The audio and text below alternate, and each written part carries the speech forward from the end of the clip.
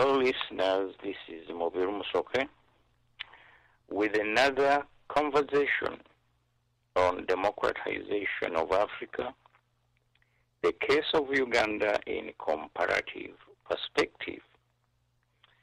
Today we shall continue with our conversation on federalism in Australia. Federalism in Australia teaches us a lot about, not only about federalism, but about politics and society as a whole. I have frequently reminded people that social change is a very necessary component in the democratization process. And our experience, the history of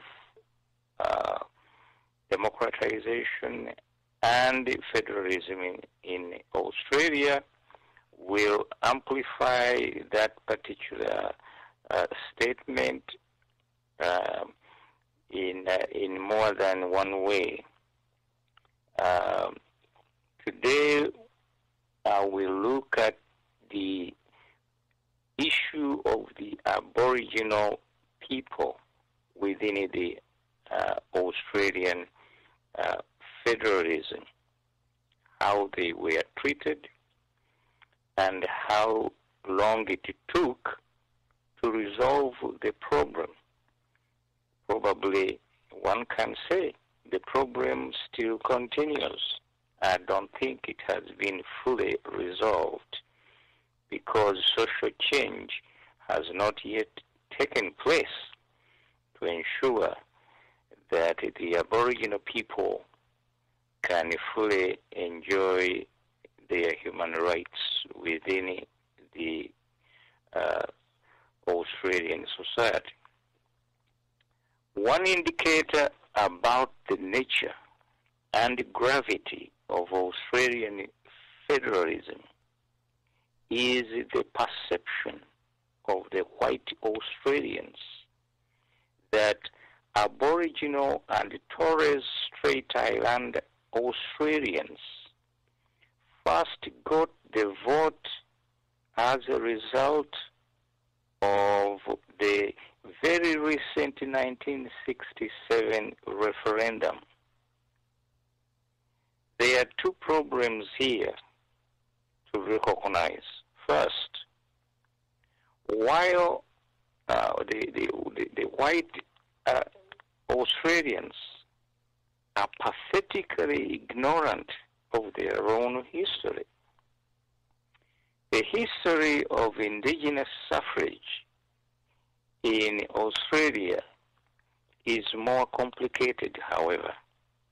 Technically, male Aboriginal persons had the right to vote in South Australia from 1856, in Victoria in 1857, in New South Wales in 1858, and in Tasmania in 1896. When those colonies framed their own constitutions, they gave voting rights to all male British subjects over the age of 21. This included the Aboriginal men. However, as the Australian Electoral Commission has commented at one point, more likely, however, because of racist attitudes, the Aboriginals were not encouraged to enroll and to vote. We have already cited the racist attitudes of white Australians, clearly expressing their derogatory attitudes towards the Aboriginals and even Japanese, who who did not deserve equal treatment as the white community. But for the Aboriginals, the assimilation policies, which we discussed last time, are even more concrete evidence of racism, if not discrimination. It would appear that the Aboriginal Australians and the white communities constituted two separate and unequal societies within Australia. When Queensland gained self-government in 1859 and Western Australia in 1890, those self-governing colonies excluded Aboriginal people from the franchise, unlike the other colonies we mentioned, which allowed Aboriginals to vote, but nevertheless did not encourage them to exercise their rights. Pursuant to Section 6 of the Elections Act 1885 of Queensland, it provided that no Aboriginal native of Australia, India, China, or South Sea Islands was entitled to vote. Section 12 of the Constitutional Amendment Act 1893 of Western Australia contained a similar disqualification. No Aboriginal native of Australia, Asia, or Africa had the right to vote. In 1895, South Australia gave women, including Aboriginal women, the right to vote and sit in Parliament. This right also extended to Aboriginal men and women in the Northern Territory, which was then annexed to the colony of South Australia. It has been suggested that few Aboriginal people knew their rights, so very few actually voted, even when they had the right to do so. So exceptionally, a gentleman called Macleay, a mission, we lived at the place called Point Macleay, which was a mission station near the mouth of the Murray River. He got a polling station in 1890s. The Aboriginal men and women voted there in South Australian elections, and in 1901 voted for the first Commonwealth Parliament. Commonwealth here means federal parliament. Aboriginal men and women in the Northern Territory were again denied the vote after the responsibility for the administration of the territory was passed to the Commonwealth of Federal Government pursuant to the Northern Territory Administration Act in 1910. On June 1902, the federal franchise was extended to women by the Federal Commonwealth Franchise Act 1902. By Section 2 of the Act, titled An Act to Provide for a Uniform Federal Franchise, women in the 4 states without female suffrage became entitled to vote in the elections for 2 houses of the new Federal Commonwealth Parliament. a proposal to extend the federal franchise to the Aboriginal people was strongly resisted, and it failed to materialize. Among the opponents was a man called Isaac Isaacs, later Australia's third Chief Justice and Governor General, who thought Aboriginal people did not have the intelligence, the interest, or the capacity to vote. And another one, H.B. Higgins, later also a Chief Justice of the High Court. He considered it utterly inappropriate to ask them, the Aboriginal, to exercise an intelligent vote. Section 4 of the 1902 Act provided that no Aboriginal native of Australia, Asia, Africa, or the islands of Pacific, except New Zealand, shall be entitled to have his name placed on the electoral roll, unless so entitled under the Section 41 of the Constitution.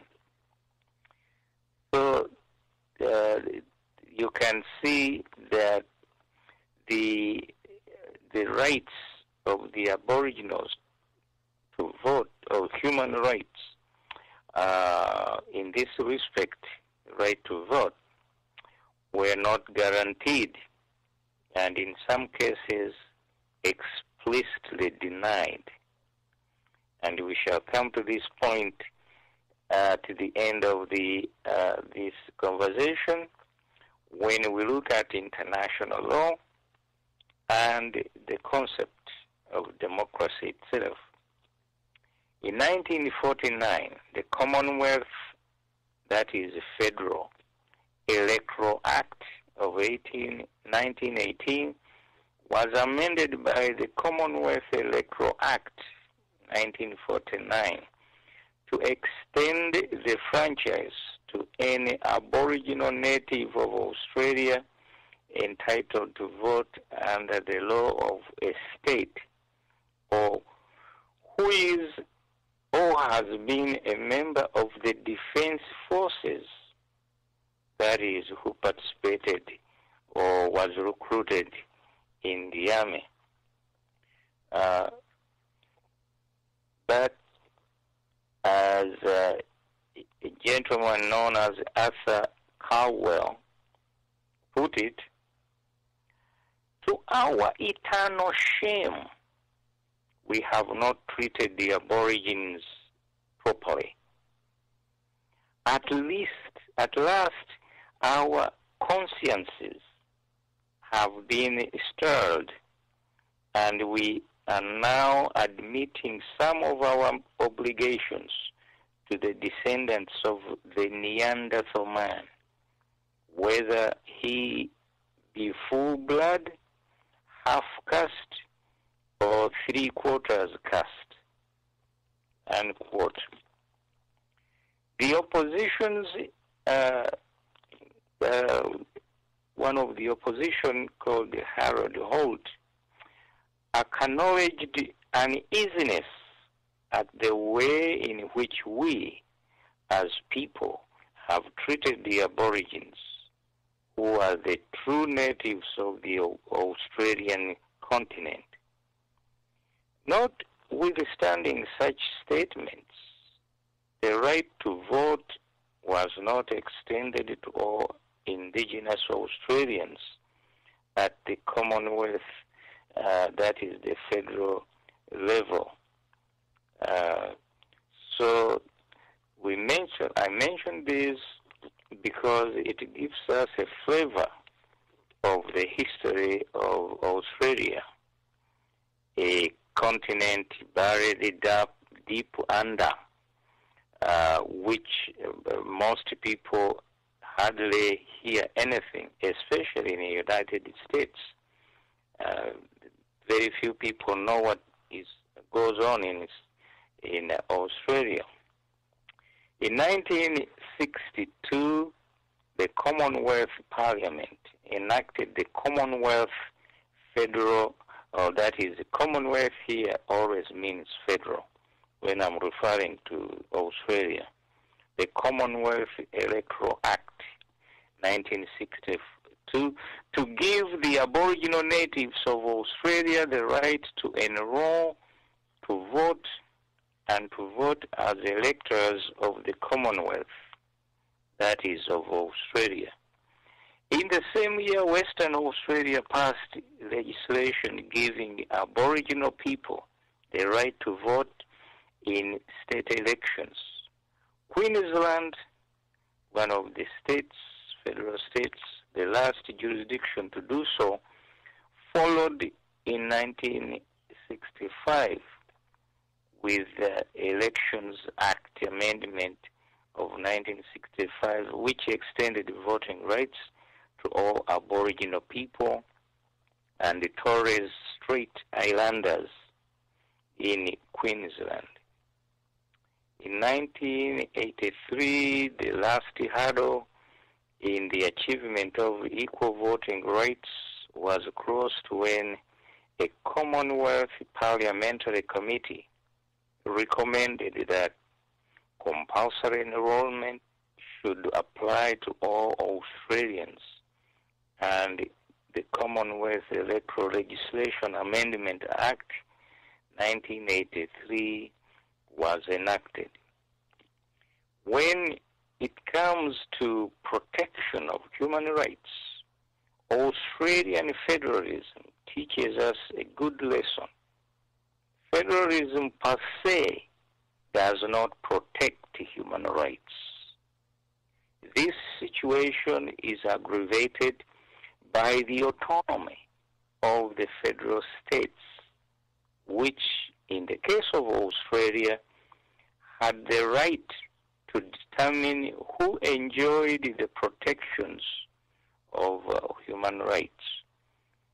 Australia is therefore a good example to demonstrate the theme we have been emphasizing, that social change is an important component when it comes to the protection of human rights and democratization in particular.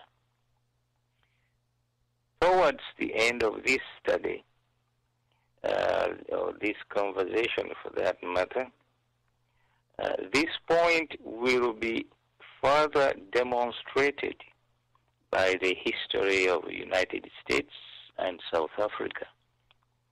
Nevertheless, the Australian case is uniquely pathological, partly because of the lack of mutual interaction between the Aboriginal and the white communities.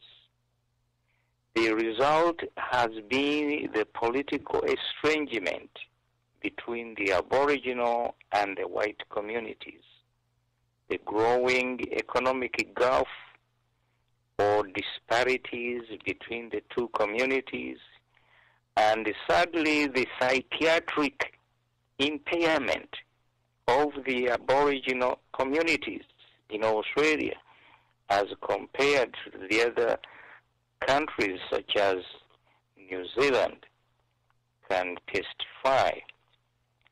Federalism, therefore, by itself, without its human component injected into it, is not sufficient to cure political and economic ills.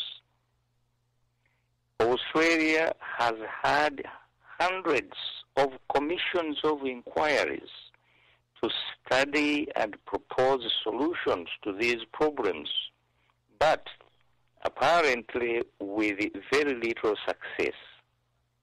Unlike Canada, Australia seems to be very far from solving the problem of integrating the Aboriginal communities and the settler communities. Now, let us look at one may call the early voices for change social change. From as early as 1910, there were calls to amend the Constitution to provide the Commonwealth, that is the federal government of Australia, with the power to make laws with respect to Aboriginal affairs. In 1910, the Australian Board of Nations called the federal and state governments to agree on a scheme by which all responsibility by safeguarding the human and civil rights of the Aborigines should be undertaken by the federal government. In 1913, the Australian Association for the Advancement of Science made a similar proposal. In 1928, the Association of the Protection of Native Races submitted it to the Royal Commission on the Constitution that, quote, the Constitution be amended so as to give the federal government the supreme control of all the Aborigines. In 1929, a majority of the Royal Commission on the Constitution referred to testimony of, quote, a great number of witnesses about the need to give increased attention to the Aboriginal people. The majority recognized that the effect of the treatment of the Aboriginal people on the reputation of the Australian furnished a powerful argument for the transfer of power to the Commonwealth, that is to the federal government, but recommended against amending Section 51, which we looked at in our initial conversation, mainly on the ground that the states were still better equipped than the Commonwealth, that is the federal government, to attend to the special needs of the Aborigines within their territories. The minority did not dissent from that view, but it observed that the financial burden of making special provision for Aboriginal people should not fall wholly on the states in which they were most numerous. This could be accommodated by making the condition of federal grants to Queensland and Western Australia. These are some of the largest territories in the Federation, where the largest number of, quote, full-blood Aboriginals outside the Northern Territory were to be found. The Royal Commission made no recommendation in relation to Section 127 of the Constitution, which contained discriminatory provisions. Between 1933 and 36, the Melbourne Aboriginal community began gathering support for a petition to King George VI seeking direct representation in Parliament, enfranchisement, and land rights. A leading figure in the movement was known as William Cooper, who on 23rd February 1935 led the first Aboriginal deputation to the Commonwealth minister. In 36, the Australian Aborigines League was established, and in 37, Cooper sent the petition, which had gained over 1,800 signatures, to the Prime Minister, John Lyons, requesting that he forwarded to King George VI and And then on November 1937, Cooper called for the Day of Mourning. The Day of Mourning to be held simultaneously with the celebrations on January 26, 1938, of the 150th anniversary of the arrival of the first fleet in Sydney. In preparation for the Day of Mourning, J.T. Patton and W. Ferguson wrote a pamphlet entitled Aborigines Claim Citizens' Rights, a statement of the case for the Aborigines Progressive Association.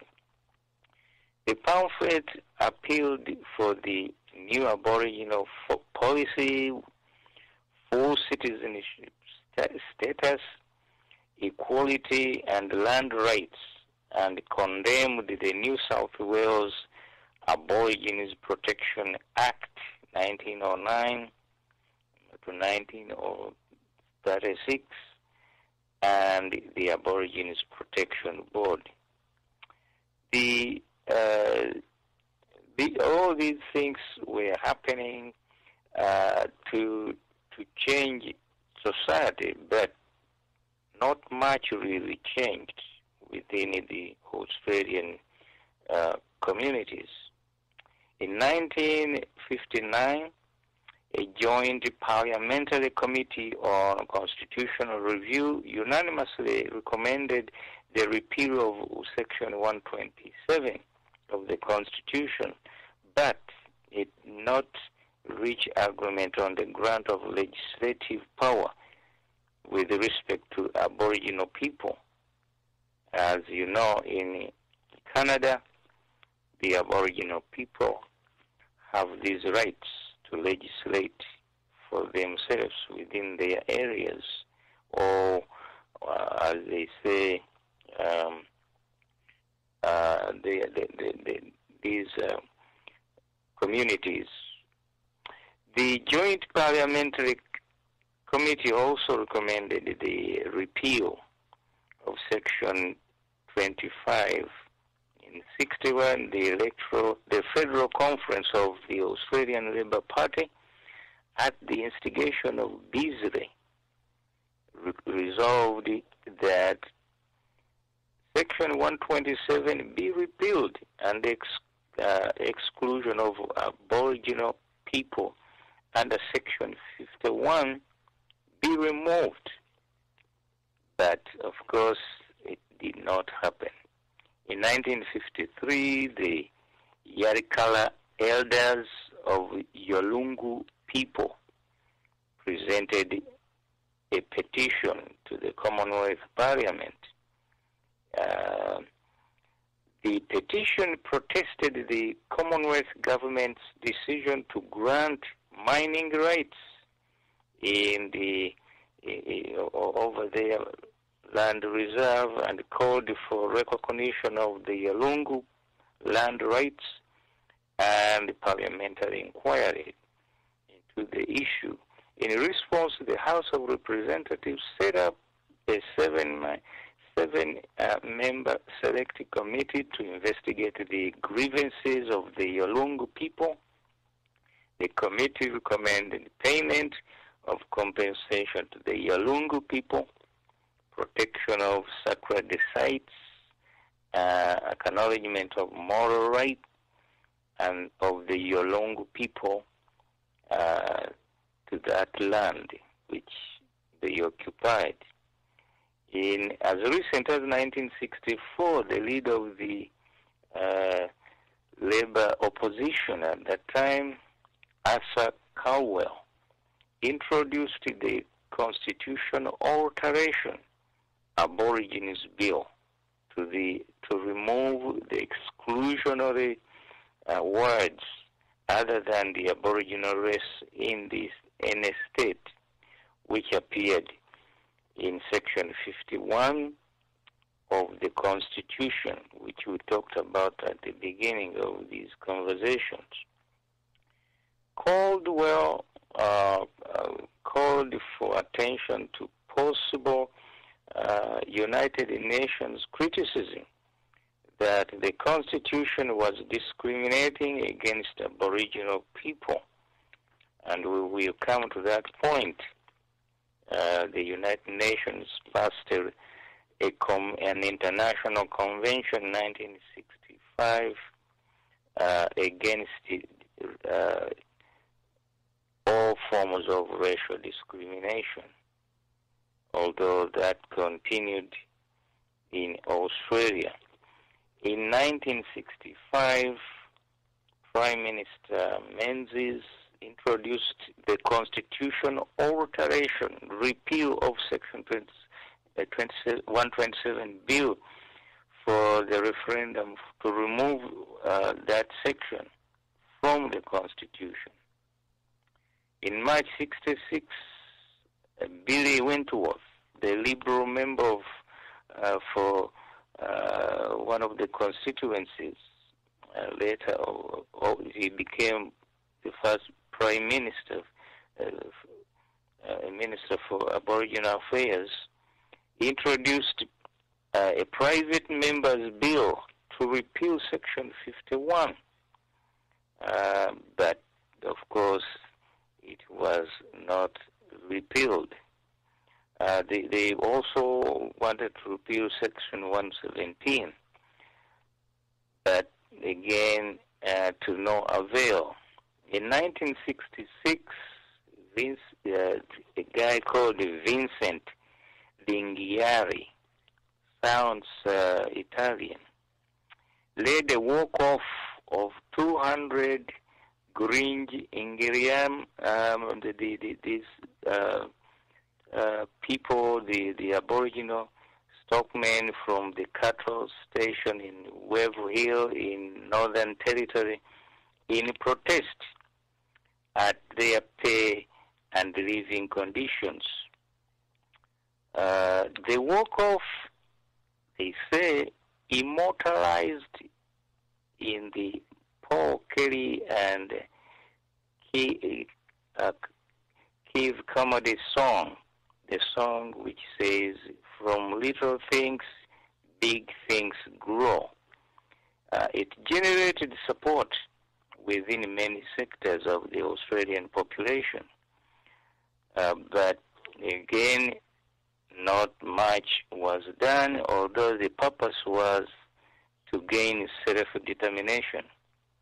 In 1966, with the prospect of the referendum within the life of the 2050 Parliament in sight, Geoffrey Sawyer warned presciently that, having regard to the dubious origins of Section 51 of the Constitution and the dangerous potentialities of adverse discriminatory treatment which it contains, the complete repeal of the section should be preferable to any amendments intended to extend its possible benefits to the Aborigines. So nothing really took place, politics being what it is. But changes came eventually in 1967. The referendum was held on March 1, 1967. Prime Minister Harold Holt introduced the Constitution Alteration Aboriginals Bill, which proposed the deletion of the words "other than the Aboriginal race" in any state from Section 51, as well as deletion of Section 127 of the Constitution. The amendment would give Parliament power to make special laws for the Aboriginal people, which, with the cooperation with the states, would secure the widest measure of agreement with respect to Aboriginal advancement, or at least it was thought. So the leader of opposition at that time, a guy called Whitlam, supported the bill, and it passed both houses of Parliament without a single dissenting voice in the House of Representatives. And of course, in the Senate, the minister responsible also moved the bill, and it was passed. The simple fact is that, now I'm quoting Senator Murphy during this debate, he said, the simple fact is that they are different from other persons, that is, the Aboriginals. They are different from other persons, and that they do need special laws. They themselves believe that they need special laws.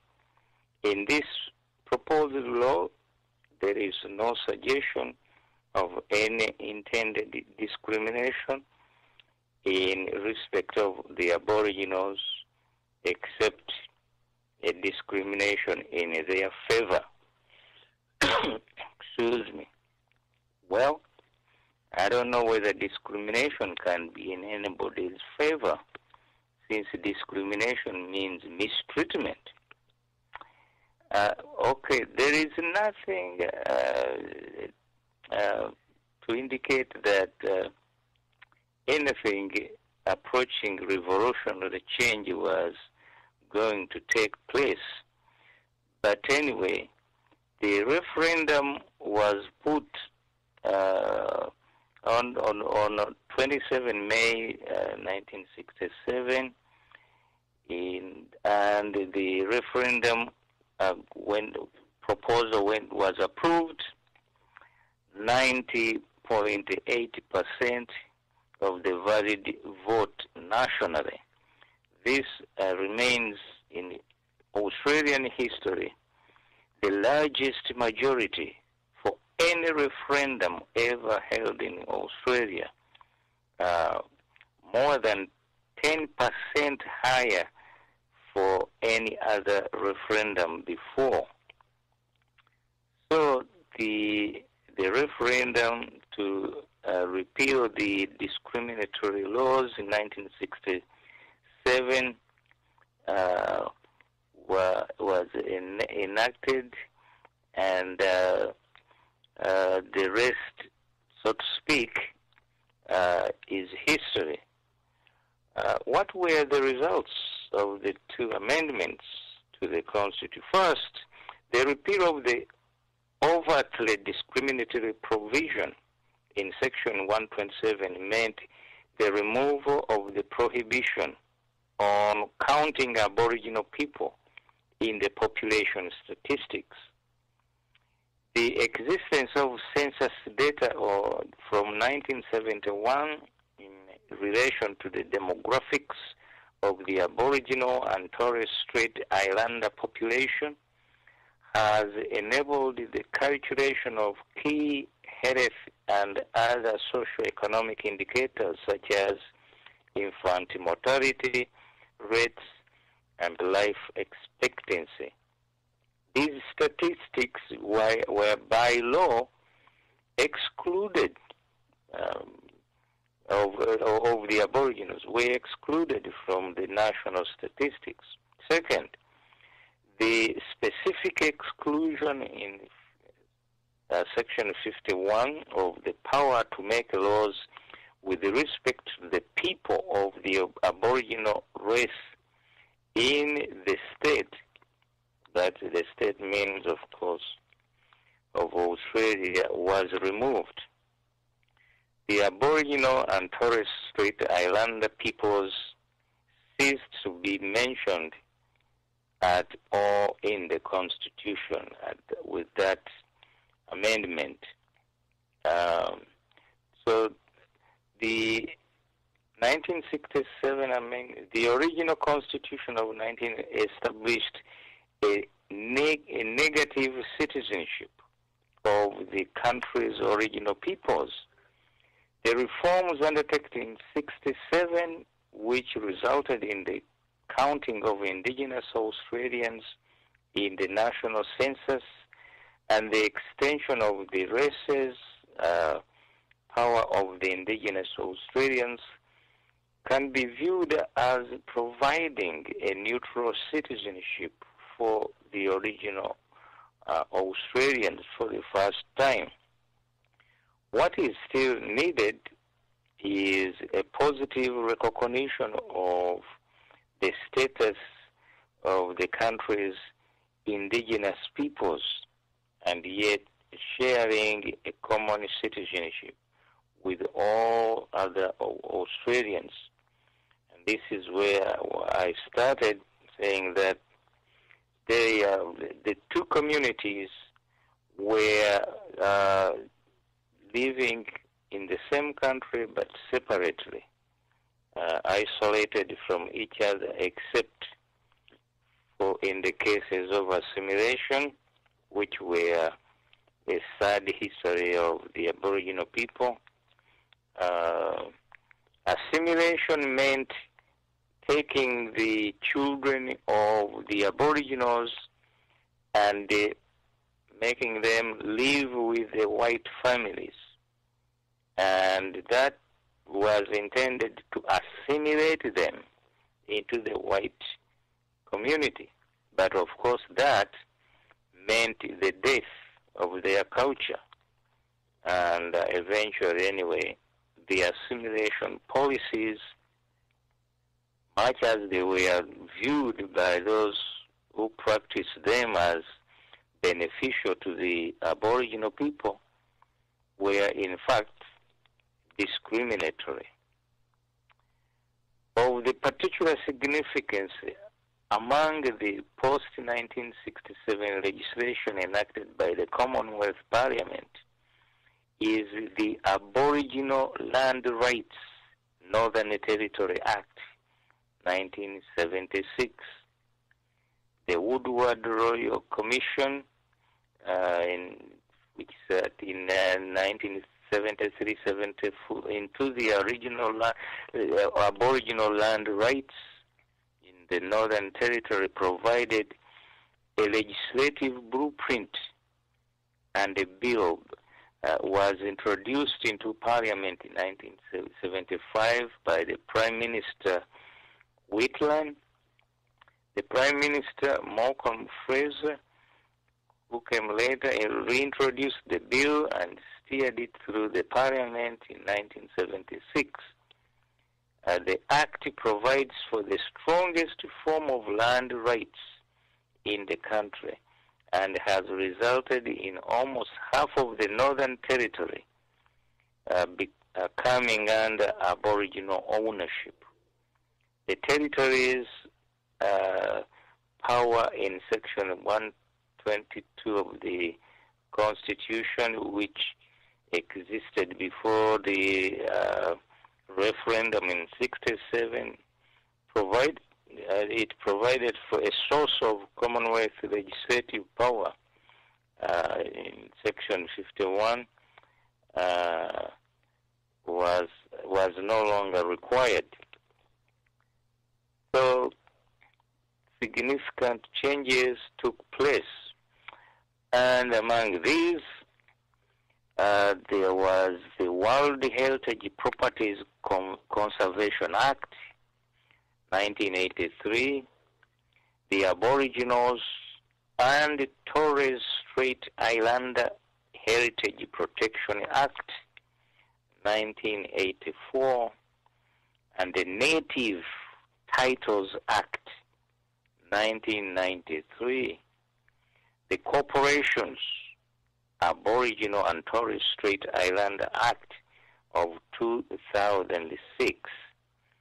Now, what does Corporations of Aboriginal Act mean? This act means that the Aboriginals can form a corporation or a company to run their affairs. This is important because when you compare the way Canada solved the problem, this is in contrast, a sharp contrast. The Australian solution was to enact a law that created corporations to which the Aboriginal people became members and ran the corporation to serve their interests. This is a very recent enactment of 2006, so we don't know how successful this is going to be in the long run, whether or not this solution, corporate solution to Aboriginal rights, is better than the solution in Canada. So we will look at that in the later on in the future conversations. In 1985, a commission was established to review the Australian Constitution. In its final report, the Commission made a number of recommendations in relation to provisions of the Constitution bearing upon the question of race and the position of the Aboriginal and Torres Strait Islander peoples. The Constitutional Commission recommended the repeal of Section 25 of the Constitution because it is no longer appropriate to include in the Constitution a provision which contemplates the disqualification of the members of a race from voting. In relation to Section 51, the Constitution Commission noted that until 1967, Parliament could pass special and discriminatory laws relating to the people of any race.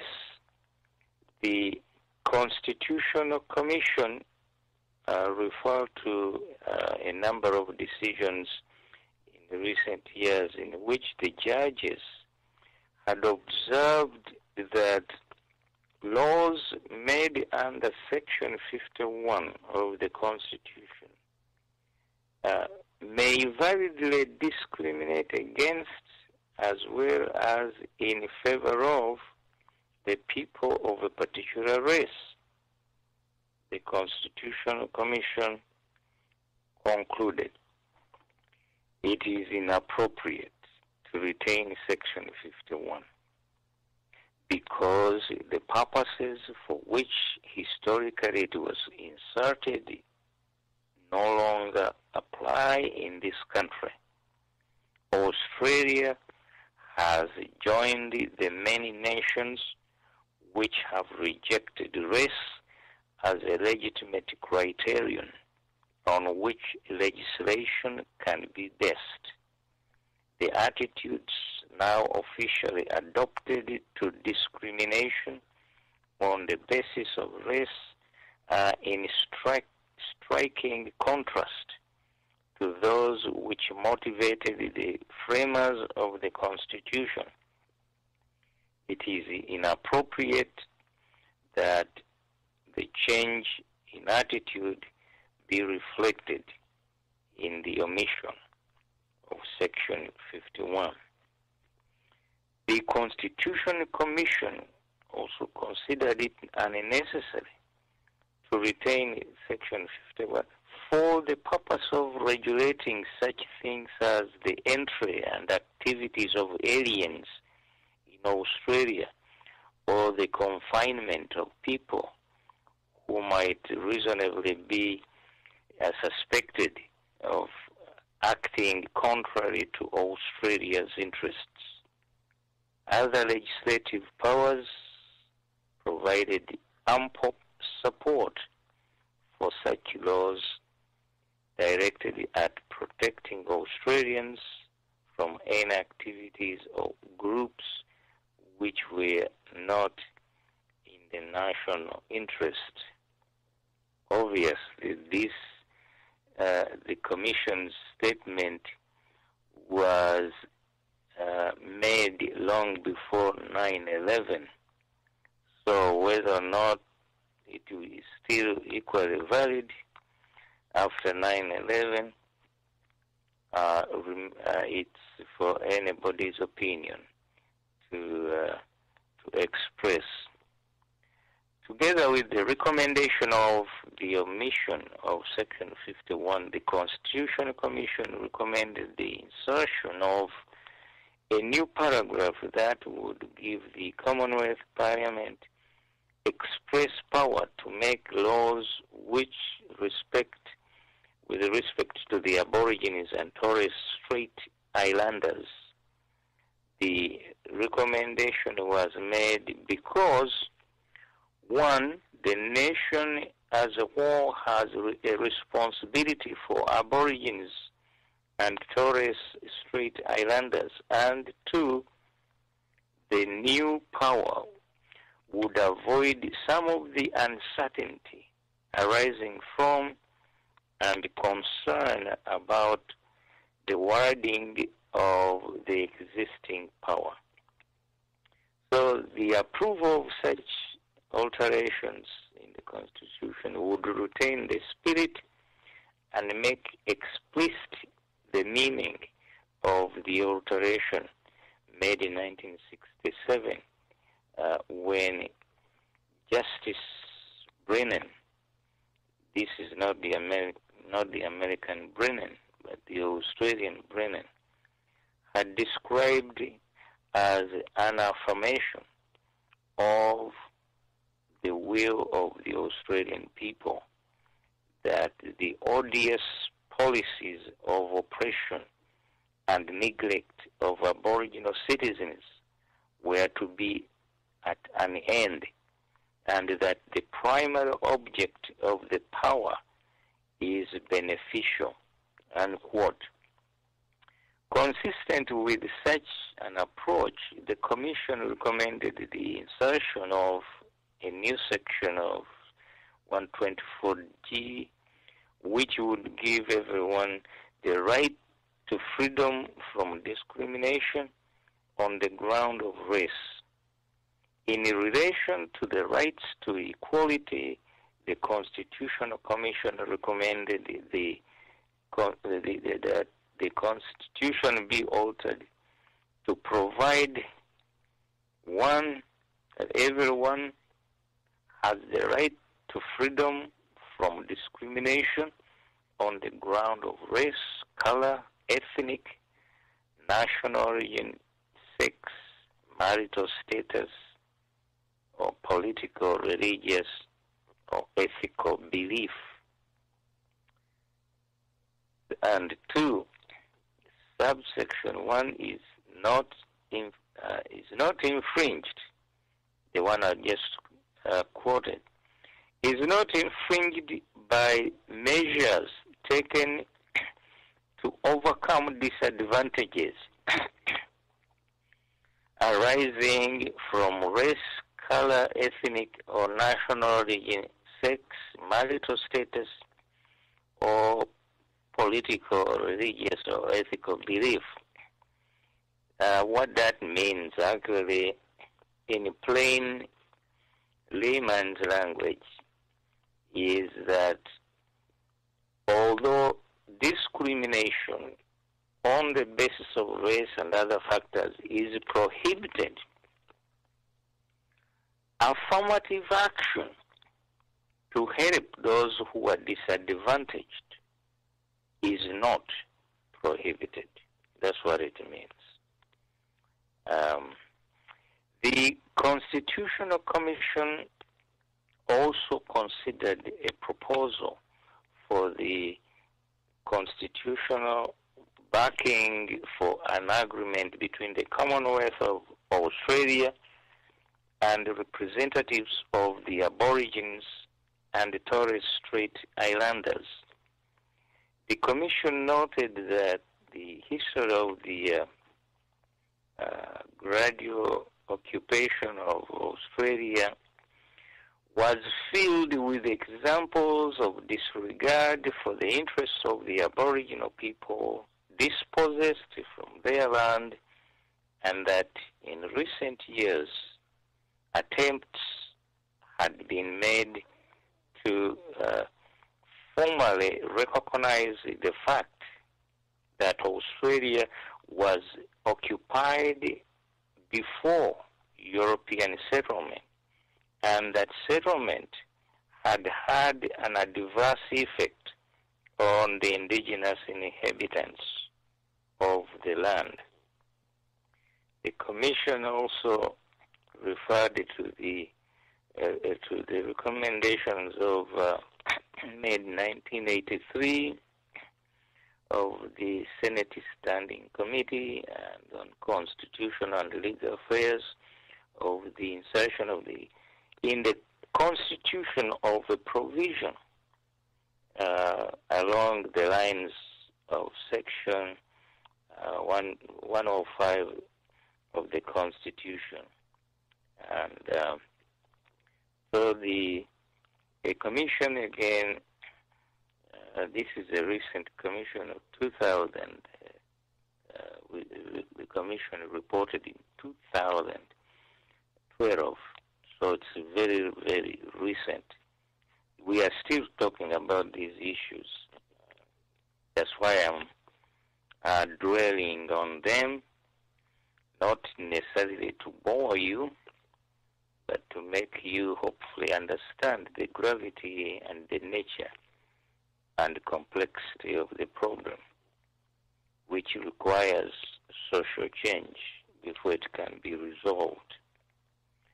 The Constitutional Commission agreed that a constitutional alteration to provide for the framework for an agreement provided an imaginative and attractive approach, but concluded that any alteration should not be made until an agreement had been negotiated. So in April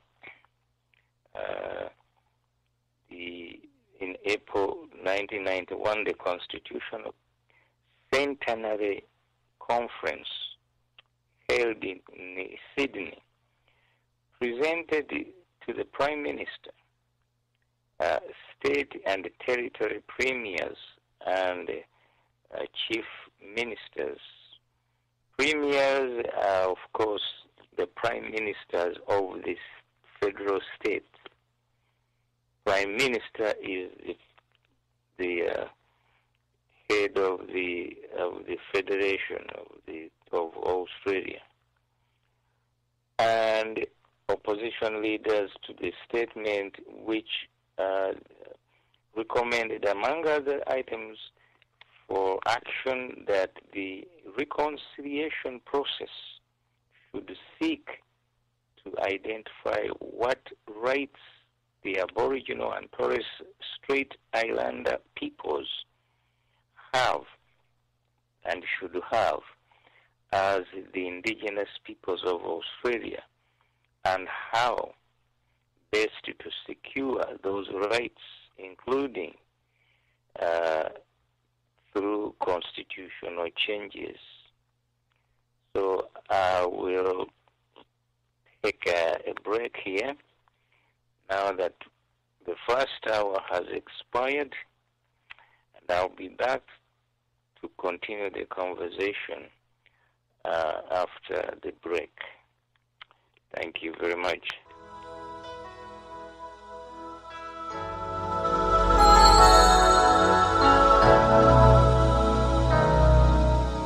There comes a time when we heed a certain call, when the world must come together as one. There are people dying. Oh, when it's time to lend a hand to life, the greatest greatest gift of all. We can't go on pretending day by day that someone somewhere will soon make a change. We all a part of God's great big family. And the truth, you know, love is all we need. We are the world. We are the children. We are the ones who make it brighter day. So let's start giving. There's a choice we're making. We're saving our own lives. It's true, we make a better day, just you and me.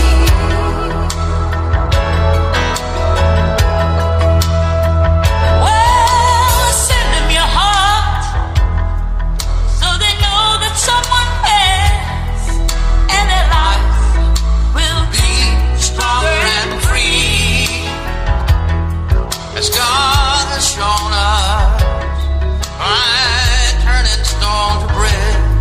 And so we all must lend a helping hand. We are the world. We are the children. We are the one to make a brighter day. So let's start giving. Oh, there's a choice we're making. We're saving our lives. It's true, we make a better day, just you and me. When you're down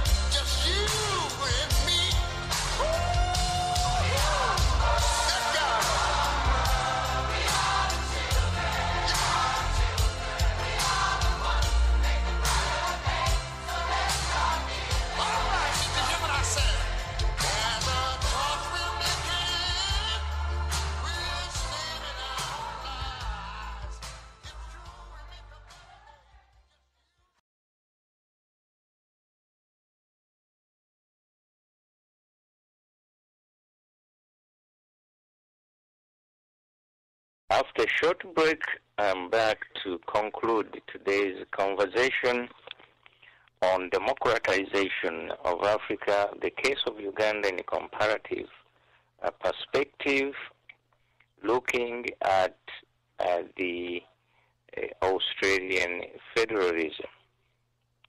So, for those who thought that federalism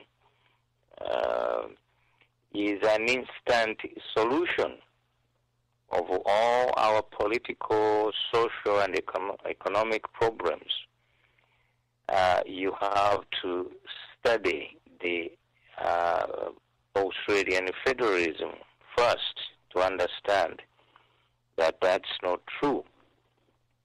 The human and the political components are very, very important in what we are trying to do, especially social change. Now, let me mention briefly a case that came up in Australia in 1992. The case is called Mabo. Mabo was a man, one of the indigenous people. He sued Queensland. Queensland is one of the federal states in Australia. And the suit involved a claim by the Aboriginals to their land. So in the Mabo, Queensland, the High Court held a claim by the Meriam people. Meriam, the Aboriginal, the nation, there are over 250 nations of Aboriginals. So this was the Meriam people. To rights of possession, occupation, and enjoyment of the Maori Islands under a communal native title sourced in their pre-sovereign laws and customs.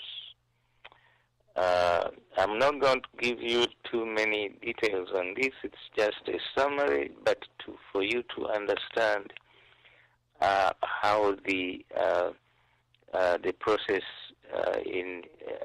was changing within the Australian federalism. Justice Brennan, with whom Chief Justice Mason and Justice McHugh agreed, they held that the fiction by which the rights and interests of indigenous inhabitants in the land were treated as non-existent was justified by a policy which has no place in contemporary law of this country, which is Australia. Whatever the justification advanced in earlier days for refusing to recognize the rights and interests in land of the indigenous inhabitants of settled colonies, an unjust and discriminatory doctrine of that kind could no longer be accepted after this decision was made by the court in Queensland. Noel Pearson, one of the commentators, has described this decision as the most critical event in overturning racial discrimination insofar as indigenous people are concerned, and in terms of Australia's battle to respect racial equality, to overturn racial discrimination. Surely the seminal event of the country's history. This case represented a seminal event in the country's history, he commented.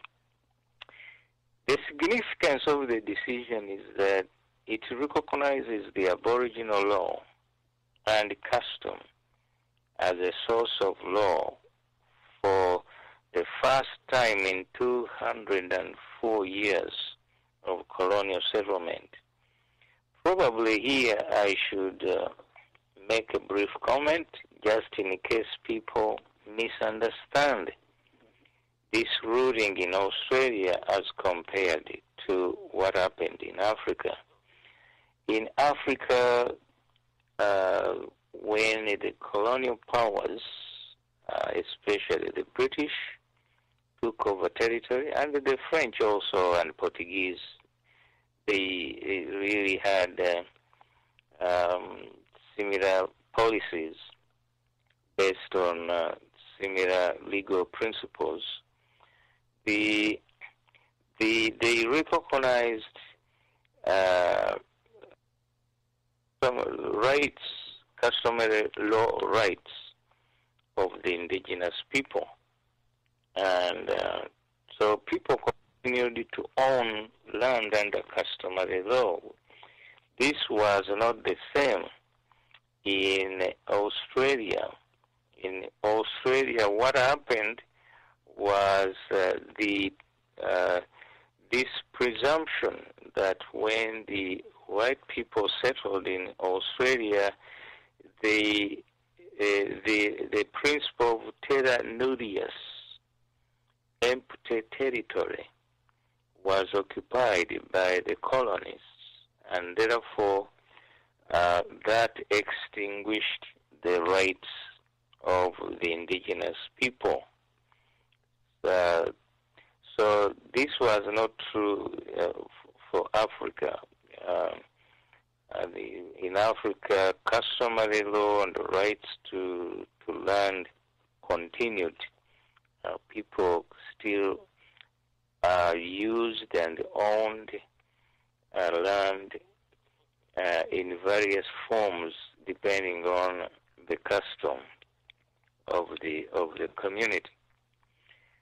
In Australia, it was totally different. The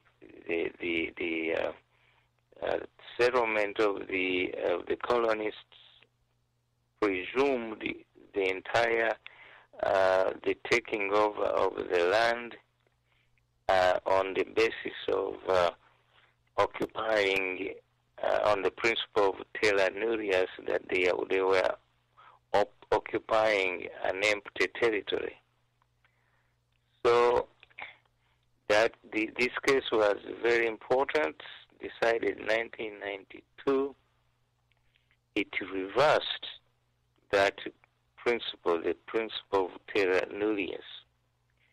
The significance of the decision is that it recognizes Aboriginal law and custom as a source of law for the first time in 2004 years of colonial settlement in Australia. For the great part of, however, the Aboriginal law remains unrecognized. Nevertheless, the breadth of the context of this recognition sets the stage for an interaction which has never before been possible. Colonial law has been a reality in Australia since 1788. Aboriginal law has always been a reality, and the court was unanimous in resolving that issue. So, following the High Court's decision, Pearson spoke of the need of the constitutional change, and noting the great protection of the Aboriginal rights provided by the Racial Discrimination Act 1975 in the case of in the face of states willing to extinguish Aboriginal rights. He expressed the concern that the act will avail us little where overridden by the later Commonwealth law and called for constitutional protection against racial discrimination. And so he said, I believe that the very strong messages for all those who are concerned about the integrity of the Racial Discrimination Act is this countries need to move towards constitutional protection against racial discrimination. This is an agenda that needs to be embraced not only by the indigenous community, but by all those sections of the community who are concerned about racial discrimination. So the response of the Commonwealth government to the decision in Mabo versus the Queensland consisted of 3 stages. First, the enactment of the Native Titles Act 1993, which I mentioned earlier. This was an act covering the entire Commonwealth. It was, in other words, the federal system of Australia. Second, the establishment of an Indigenous Land Trust or fund. And third, the delivery of social service package. In March 1995, following community consultation, each of the Aboriginal and Torres Strait Islander Commission, ATSIC, if I say ATSIC, I mean the Aboriginal and the Torres Strait Island Commission. The Council for the Aboriginal Reconciliation and the Aboriginal and Torres Strait Islander Social Justice Commissioner provided a report on the social justice package to the Prime Minister. Each of these reports raised the need for constitutional report. The ATSIC's report noted that the Commission had adopted as one of the objectives of its corporate plan the securing of constitutional recognition of special status and cultural identity of indigenous peoples. In its submission to the Council for the Aboriginal Reconciliation, the Commission had pointed out that the constitutional change was an issue quite central to redefining ourselves as a nation in a way that would promote meaningful reconciliation. With the rejection of the doctrine of terra nullius by the case I just referred to, and the emerging legal view that the powers of government belong to and are derived from the governed, and that is to say the people of the Commonwealth, we consider that the constitutional change should not be minimalist.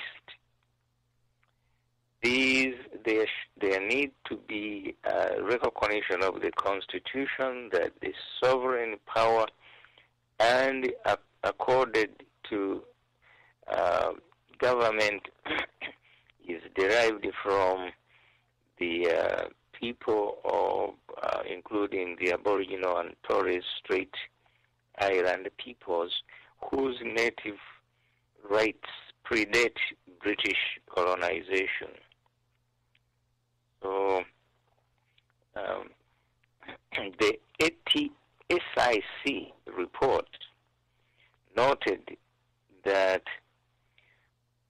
processes will need to be set up to facilitate the negotiation of the indigenous constitutional reform agenda with the government, to provide for the effective education and public awareness for all the indigenous and wider communities, and to ensure ongoing indigenous involvement in broader processes which could lead to constitutional reform. The two consultations, there was overwhelming support that all meetings on the social justice package that Aboriginals and Torres Strait Island peoples must be given proper recognition in Australia's constitution. So when we talk about democratization, we are not really talking about Africa alone. That's hence the need for our comparative study. We are also talking about, as you will see later on, Australia democratizing. Democratization, for example, includes recognition, the equality of people. So these are important issues. The Council recommended that an appropriate new preamble to the Constitution be prepared for submission to the referendum, with such preamble to acknowledge the prior occupation and ownership and continuing dispossession of Aboriginal Torres Strait Islander peoples.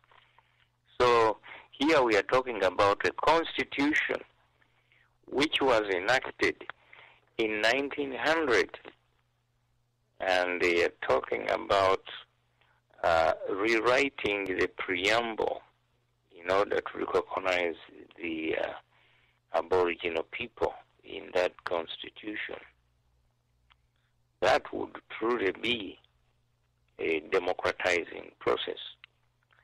The Council also recommended that any constitutional reforms dealing with this, the rights of the Aboriginal and Torres Strait Islander peoples, include a question to remove the power of any state to disenfranchise any citizens on the grounds of their race. So the Council also recommended that in conjunction with the referendum questions dealing with indigenous issues, the proposition also be put that the Commonwealth is power. Commonwealth here always understand it to be the federal Australian government. To legislate to outlaw racial discrimination be entrenched in the Constitution. And the Council for the Aboriginal Reconciliation explaining the recommendation of 11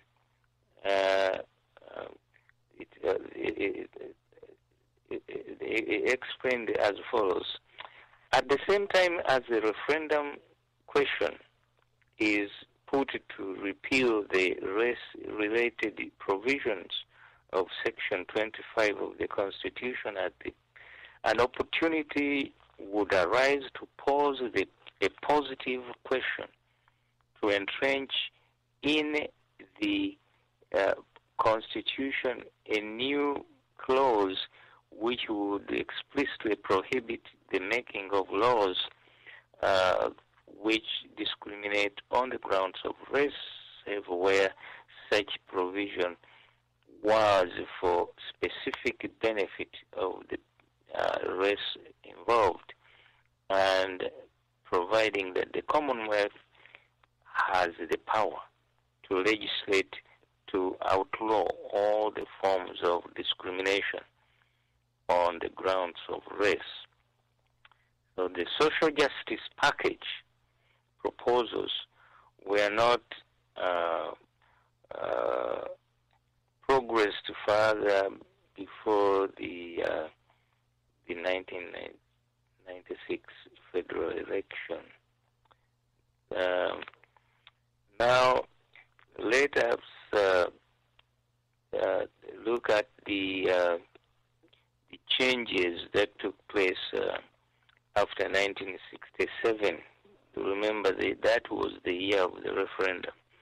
The debate leading up to 1967 referendum suggests that it was generally assumed that the purpose of the 67 amendment to the Section 51 was to confer the Commonwealth Parliament, that's the federal parliament, power to make laws for the benefit of the Aboriginal and Torres Strait peoples.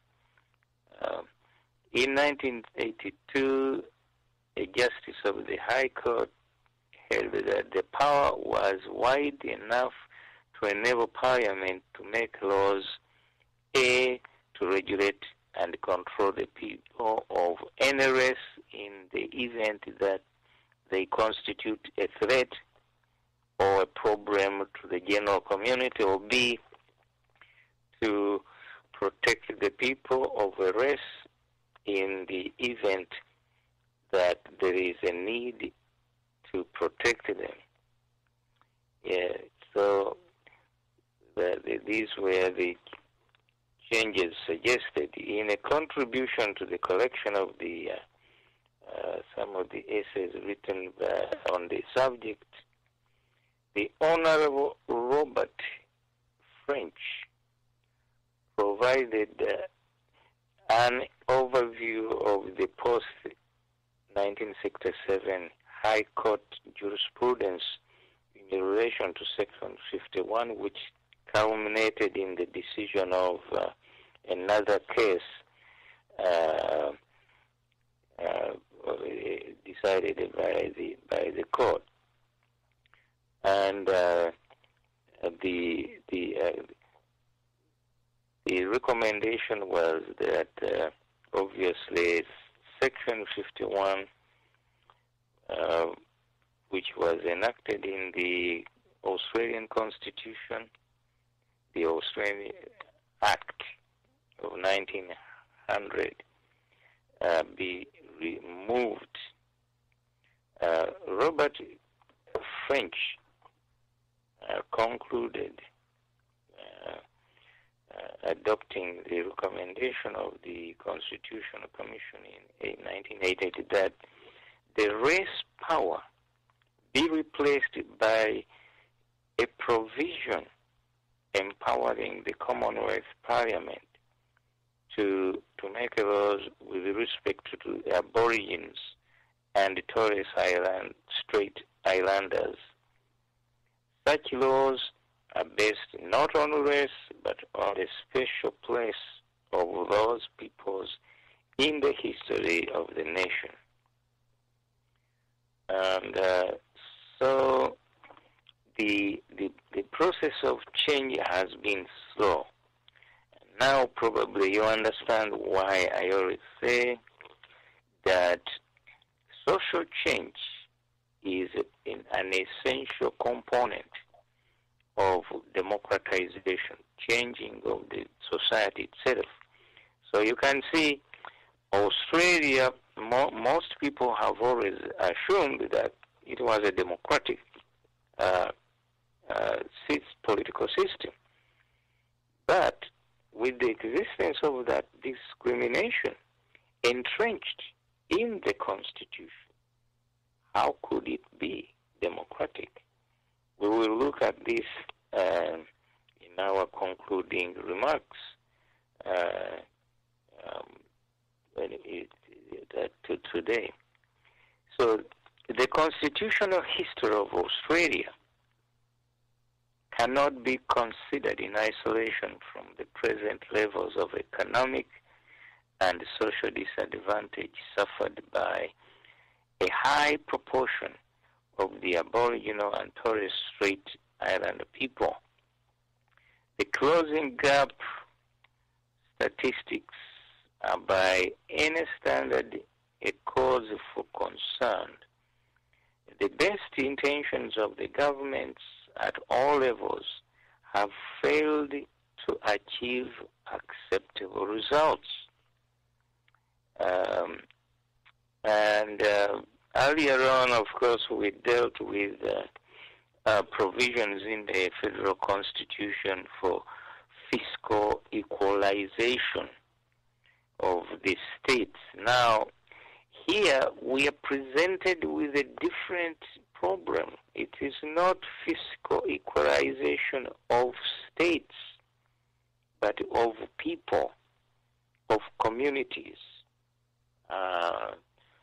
We will come back to this issue. I didn't want to go ahead with each federal system. We will deal with that at the end in our concluding conversations, how to close these gaps. Now, before, in Switzerland, in Germany, and in Canada, the emphasis was fiscal equalization between states. In Australia, the problem is different because these people are spread all over the entire the federal system. So you are not equalizing states as such, but people, the Aboriginal people in Australia. That poses its own problems. And those who want to design a federal system for Africa or for Uganda in particular have to be conversant with this type of problems because they do exist in one form or another in Africa too.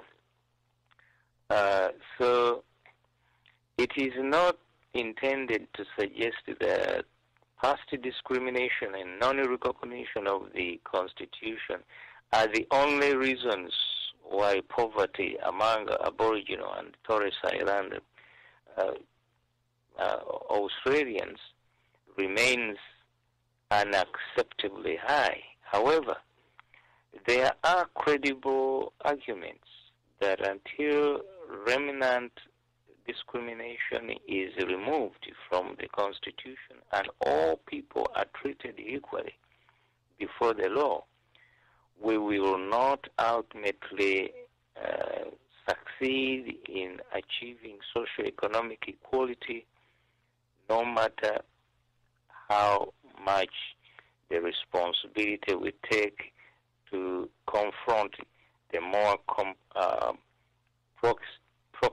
proximate drivers of poverty.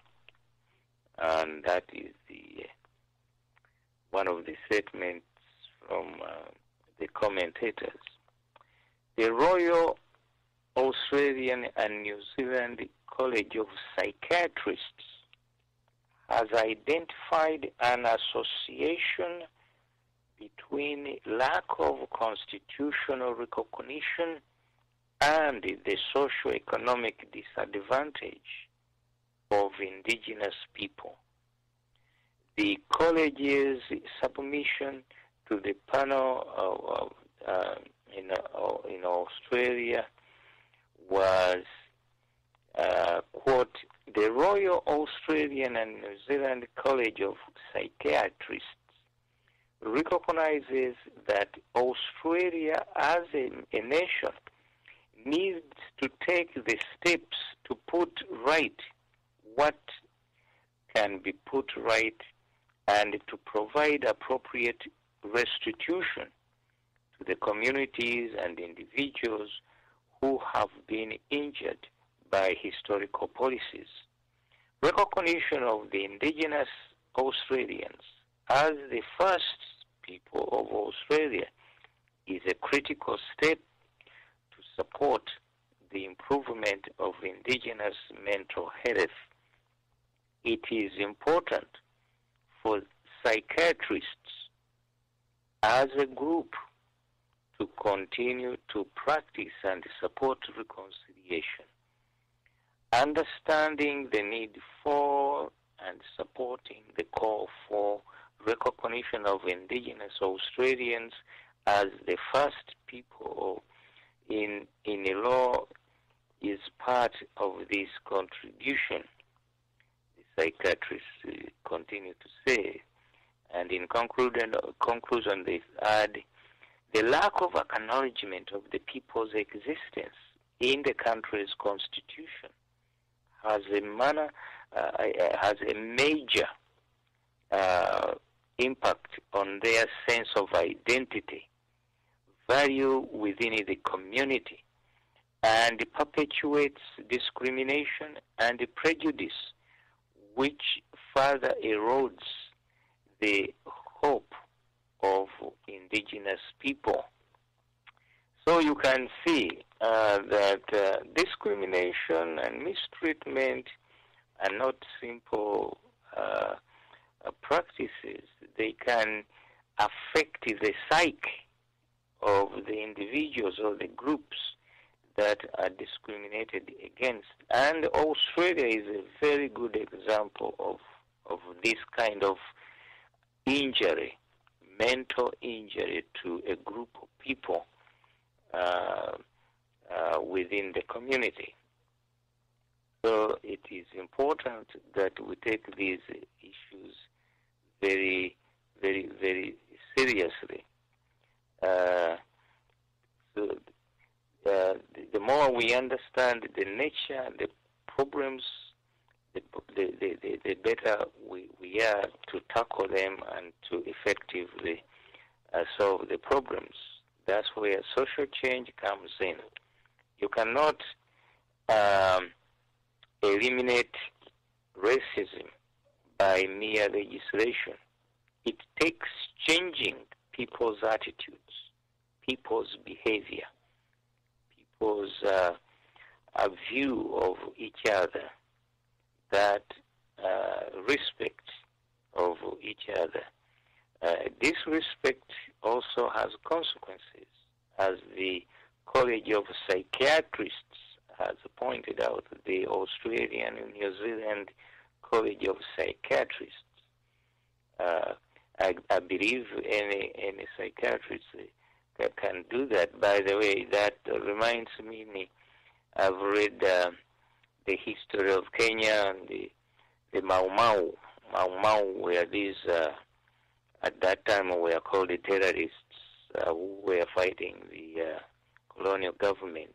Their theme too and objective had to do with the land, by the way. Is this a coincidence? And the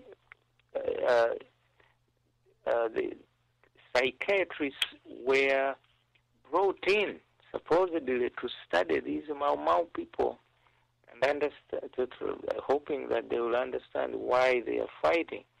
These were fighting for political rights, for their dignity and so on.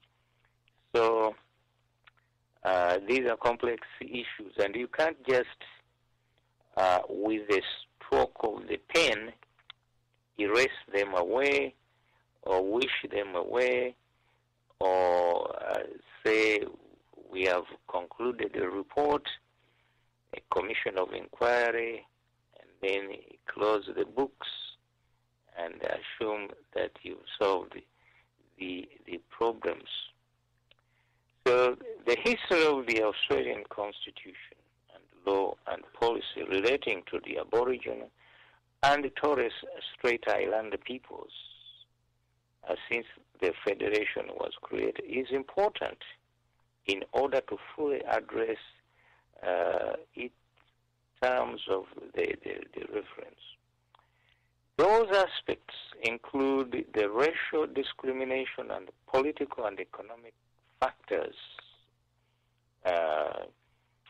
which resulted in the non-recognition of the Aboriginal and Torres Strait Islander peoples in the Constitution, and the use of the fiction of terra nullius to justify the taking and occupation of their land. There is a limited understanding among Australians of the constitutional history, especially in relation to the exclusion of the Aboriginal and Torres Strait Islander people from full citizenship.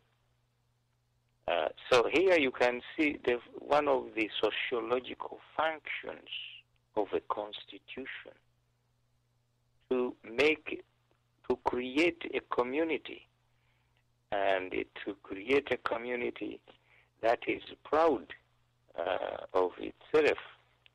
In Australia, by excluding the Aboriginal people from the constitution, it set in motion undesirable political, economic, sociological consequences for the society. And if we are wise enough, we should study these problems with a view to understanding them and helping us resolve similar problems wherever they exist. During the consultation process in the case of Australia, they had a commission of inquiry of as recently as 2012. Many people were surprised or even embarrassed to learn. We are talking about Australians. Were surprised and embarrassed to learn that the Constitution provides a head of power that permits the Commonwealth Parliament to make laws that discriminate on the basis of race. So the Australians didn't know the content of their own constitution. Remember, this constitution was enacted in 1900, but that's not an excuse, though. I mean, it should be taught in the schools so that people can know what the contents are and even criticize it. Many were disappointed. That is, the people the Commission of Inquiry interviewed were disappointed to learn that despite the overwhelming yes vote of the 1967 referendum, only the discriminatory exclusions of Section 127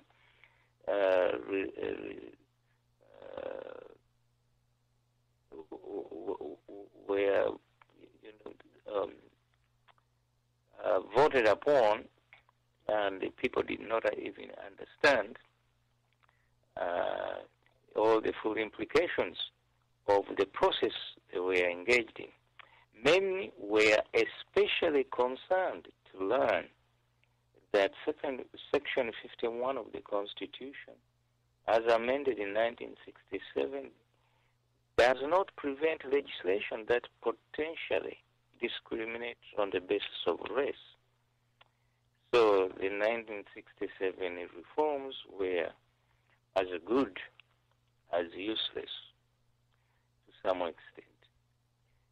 It was also clear that many Australians are proud of the achievements in overcoming the aspects of historical discrimination, not just against Aboriginal and Torres Strait Island people, but others as well. The Racial Discrimination Act of 1975, the Native Title Act 1993, and other laws that address the denial of the rights and entitlement of the Aboriginal and Torres Island people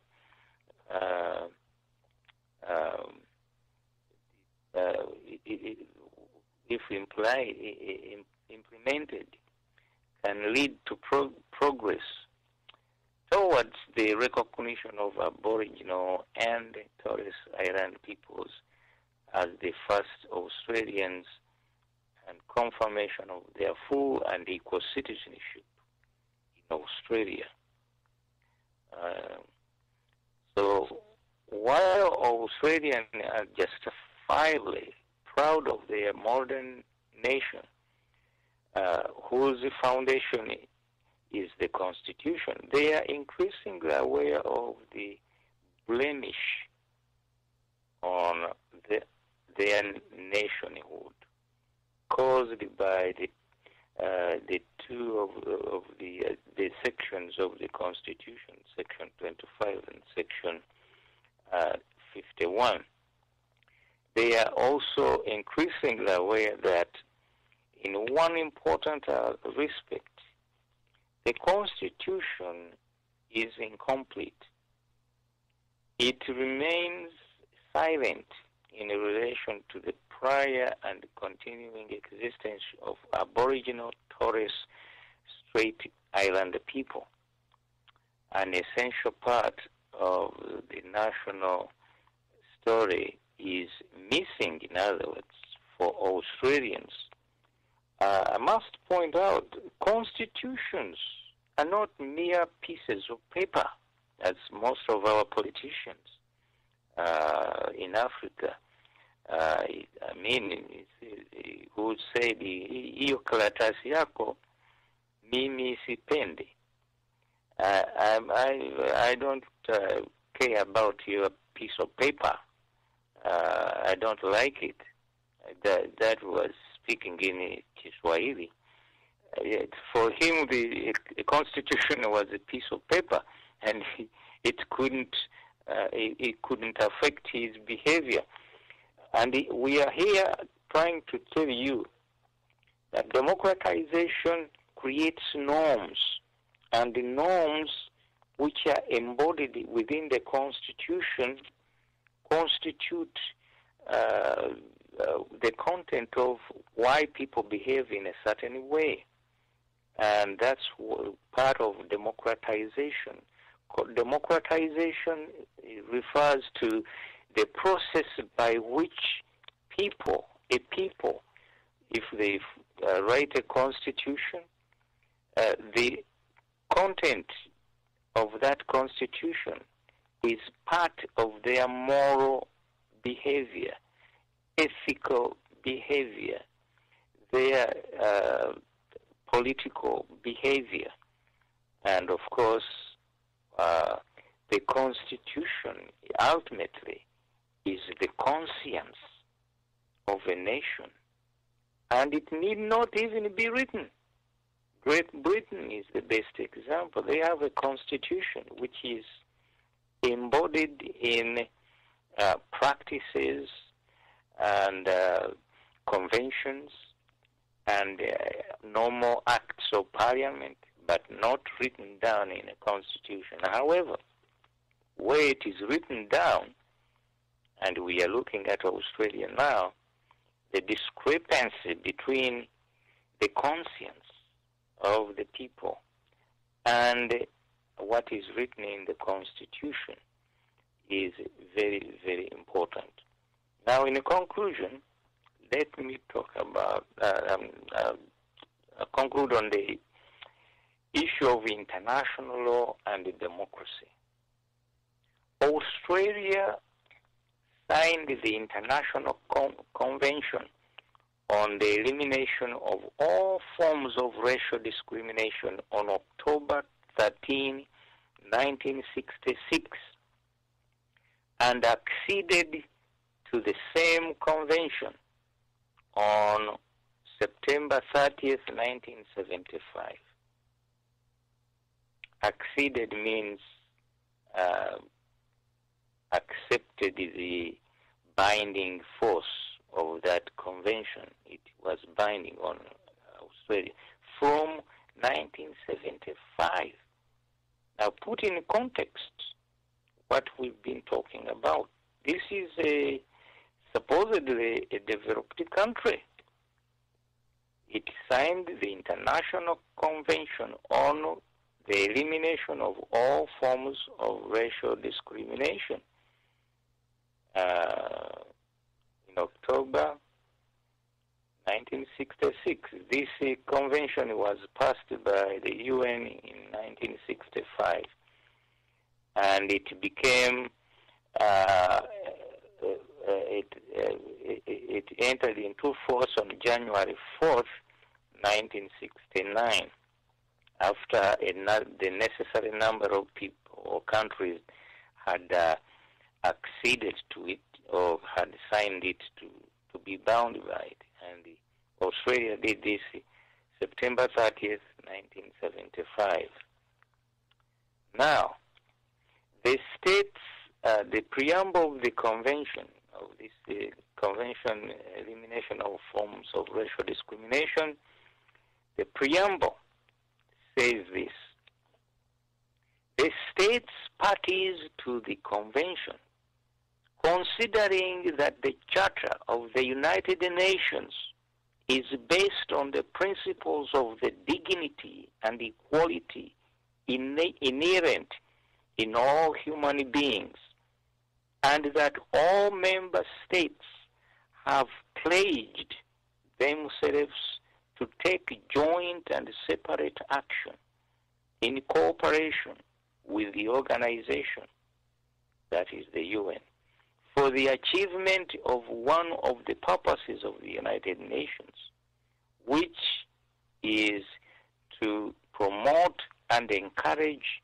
universal respect for and observance of human rights and fundamental freedoms of all without distinction as to race, sex, language, or religion, considering that the Universal Declaration of Human Rights proclaims that all human beings are born free and equal in dignity and rights, and that everyone is entitled to all the rights and freedoms set out therein without distinction of any kind, in particular as to race, color,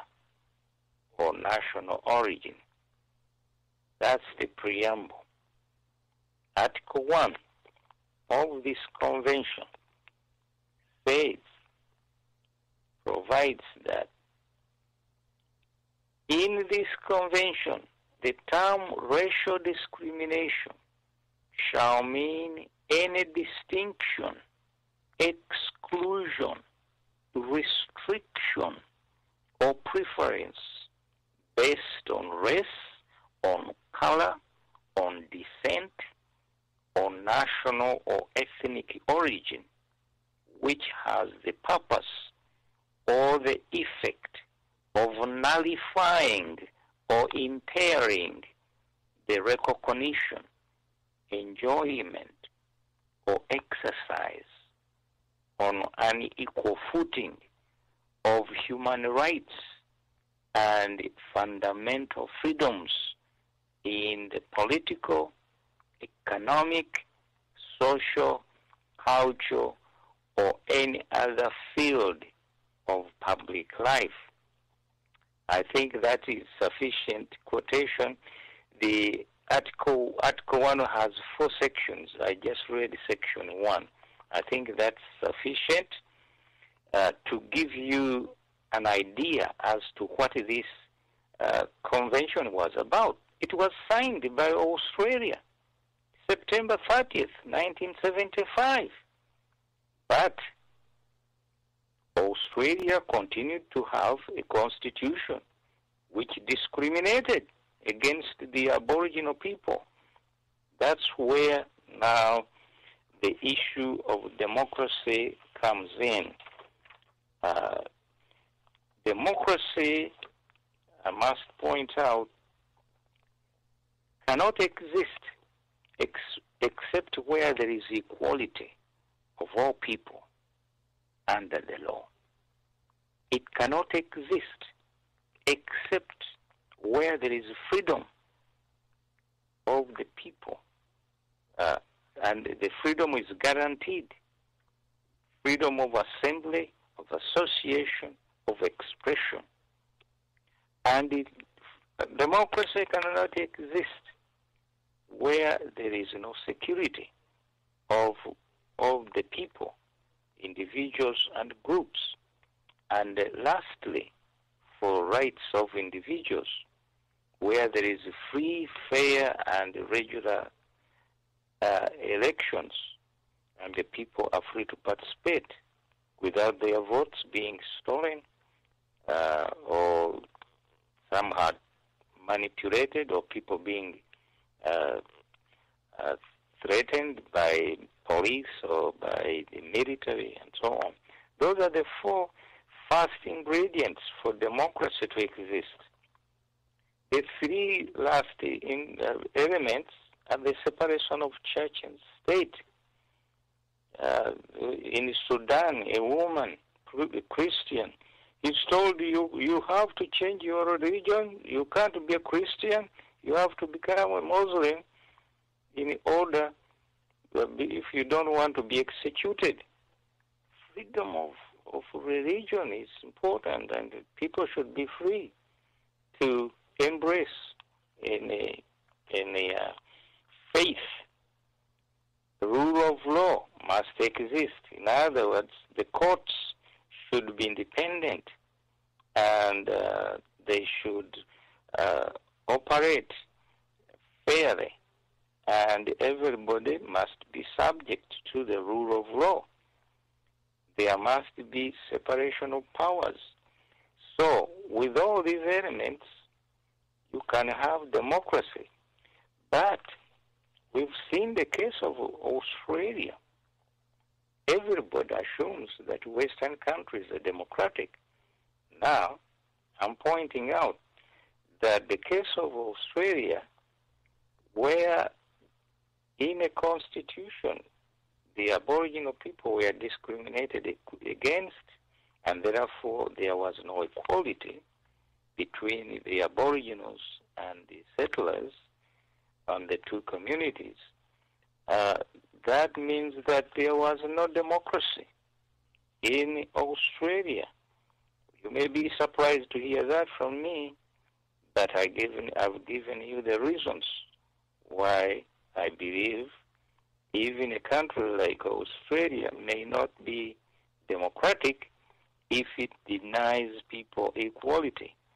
And equality is an essential component of democracy. So my time has come to pass, and I conclude today's conversation on democratization of Africa, the case of Uganda in comparative perspective. Today we've looked at Australian federalism and democracy.